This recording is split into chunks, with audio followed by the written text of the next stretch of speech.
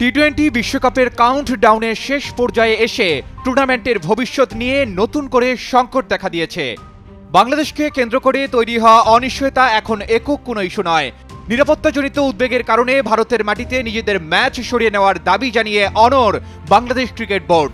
এই সংকটের মাঝেই এবার পাকিস্তানও বাংলাদেশের পাশে এসে দাঁড়ালো।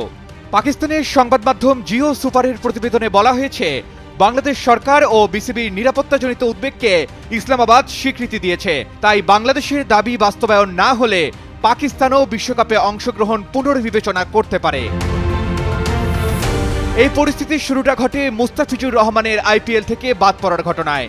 সেই ঘটনার পর থেকেই ভারতীয় মাটিতে খেলোয়াড়দের নিরাপত্তা নিয়ে উদ্বিগ্ন হয় বিসিবি। এরপর আইসিসিকে চিঠি দিয়ে বাংলাদেশ তাদের বিশ্বকাপের ম্যাচগুলো ভারতের বাইরে শ্রীলঙ্কায় সরিয়ে দিতে অনুরোধ করে। আইসিসি শুরু থেকেই এই সিদ্ধান্ত থেকে বাংলাদেশকে সরে আসার অনুরোধ করছে।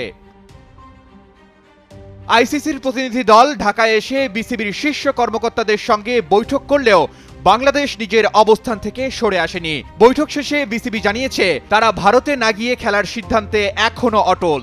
পাশাপাশি গ্রুপ পরিবর্তন নিয়েও আলোচনা হয়েছে, কিন্তু তা সহজ নয়।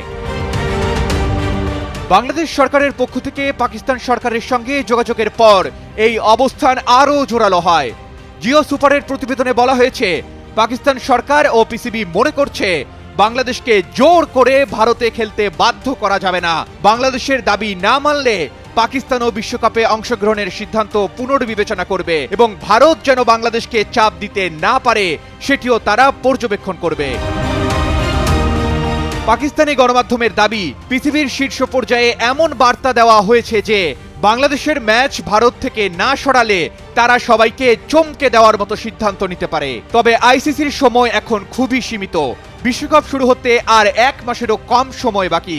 গ্রুপ পরিবর্তন করতে গেলে 2 গ্রুপের মোট 10টি দলের সঙ্গে আলোচনা করতে হবে। এছাড়া বাংলাদেশের ম্যাচ ভারতের বাইরে শ্রীলঙ্কায় সরিয়ে নেওয়া হলে লজিস্টিক ও সম্প্রচারগত সমস্যা সৃষ্টি হবে। এসব জটিলতার মধ্যে আইসিসি কিভাবে সিদ্ধান্ত নেবে সেটাই এখন দেখার বিষয়। Arman Ali, Daily Sun.